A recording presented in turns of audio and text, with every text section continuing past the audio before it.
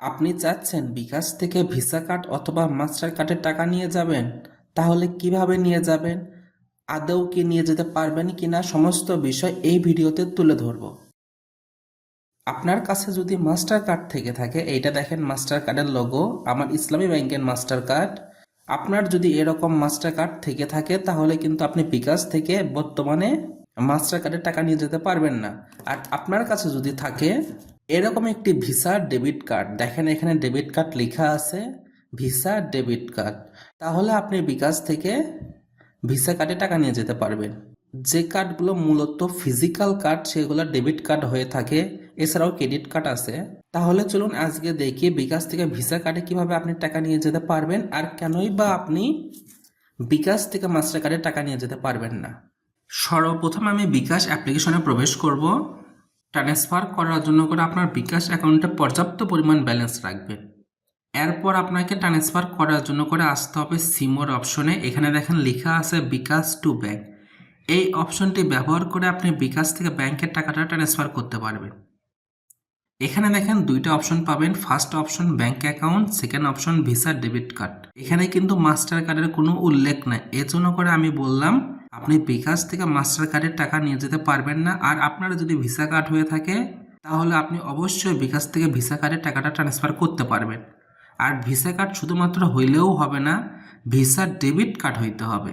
কারণ অনেকের আছে ভিসা ভার্চুয়াল কার্ড, সেগুলো ভার্চুয়াল কার্ডে অবশ্যই টাকা যাবে না, এর জন্য করে ভিসা ডেবিট কার্ড হতে হবে। আমি তাহলে ভিসা ডেবিট কার্ডের ভিতর প্রবেশ করতেছি। প্রবেশ করার পর এখানে দেখেন কার্ড নাম্বার চাচ্ছে, আমার 16 ডিজিটের কার্ড নাম্বারটা দিতে হবে। এখানে দেখেন আমি ইনফরমেশন হাইড করে রাখছি, এই কালো অংশের ভিতর আমার কার্ড নাম্বারটা আছে, সেই কার্ড নাম্বারটা আমার দিতে হবে। তাহলে চলুন টাইপ করি। আমি কার্ড নাম্বার টাইপ করার পর এখানে প্রসিড বাটনে ক্লিক করতেছি। এখানে আমি কত টাকা ট্রান্সফার করব সেটা দেখাচ্ছে, আপনি চাইলে নিজে অ্যামাউন্টটা লিখতে পারবেন। আর বাম পাশে কিছু র্যান্ডম ফিগার অ্যামাউন্টটা শো করতেছে। আর আমার কার্ডটা ইসলামী ব্যাংকের, এর জন্য উপরে ইসলামী ব্যাংক বাংলাদেশ পিএলসি লেখা আছে। আমার নিচে অ্যাভেলেবল ব্যালেন্স আছে 844 টাকা 9 পয়সা। এখান থেকে আমি 100 টাকা ট্রান্সফার করব। অ্যারো চিহ্নতে ক্লিক করতেছি। 100 টাকা ট্রান্সফার করলে আমার খরচ পড়বে 1 টাকা 25 পয়সা। এবার পিন নাম্বারটা দিয়ে নিচ্ছি। এবার ট্যাপ করে ধরে থাকলে আমার কাজটি কমপ্লিট।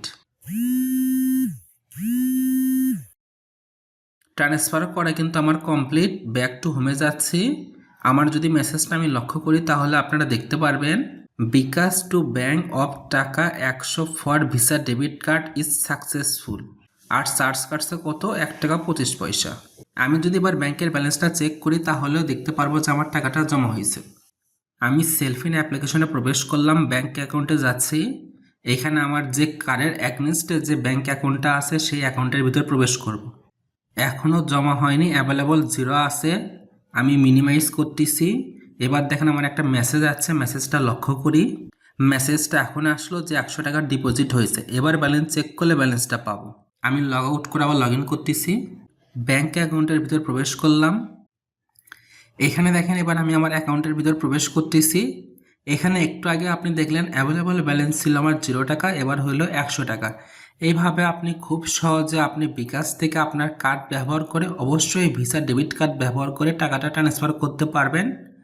এই কাজটা ইনস্ট্যান্ট হয়, বাট 1 থেকে 2 মিনিট সময় লাগতে পারে। ভিডিওটা কেমন লাগলো অবশ্যই কমেন্ট করে জানাবেন। Thank you for watching this video.